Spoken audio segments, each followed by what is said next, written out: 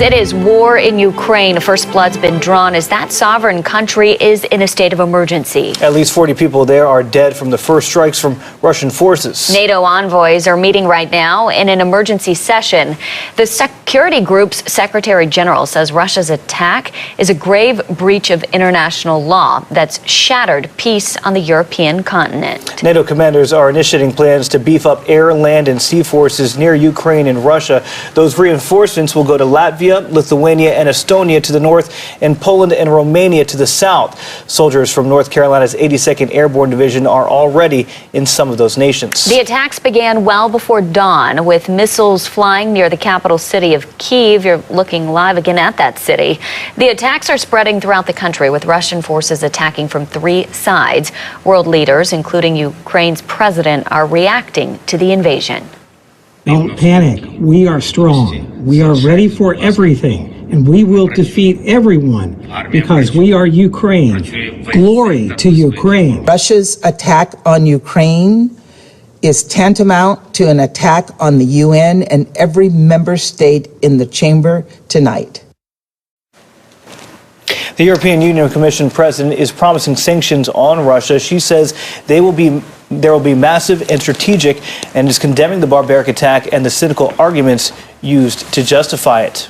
President Biden is condemning the attacks as unprovoked and unjustified. In a tweet, he says, quote, Russia alone is responsible for the death and destruction this attack will bring, and the United States and its allies and partners will respond in a united and decisive way. Now, local lawmakers are also commenting on the situation in Ukraine. North Carolina Senator Tom Tillis, in a tweet, is asking for support for Ukraine financially and with military assistance. He says, we must severely punish Putin's regime for starting a war and spilling innocent blood.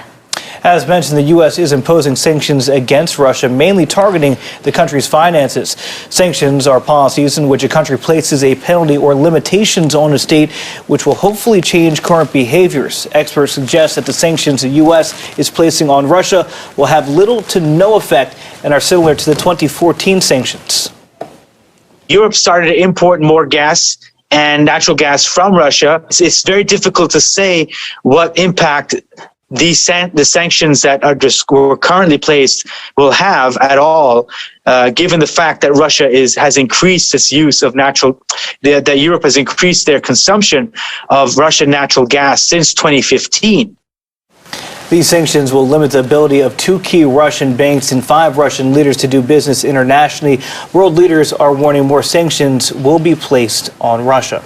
And this is another look at Kyiv this morning, where we're getting reports of long lines at gas stations, at ATMs, as people who call that city and that country home are trying to figure out where to go, what to do. Right, as some are deciding to flee the city. We've seen long lines there, also in terms of in the streets with cars, but also we heard from our Basil John not long ago that Ukrainians deciding to stay in the city. Some of them have actually headed to the city's metro system because it actually doubles as a bomb shelter. We know there were missile strikes earlier this morning as many Ukrainians woke up to the sound of violence. And we know the invasion is having an impact on the global markets. The Russian stock market down 34%. Dow futures, when we last checked in with Jane King, down about 800 points. Again, the bell opens in about 2.5 hours. So investors are trying to figure out how they'll react to this news. And our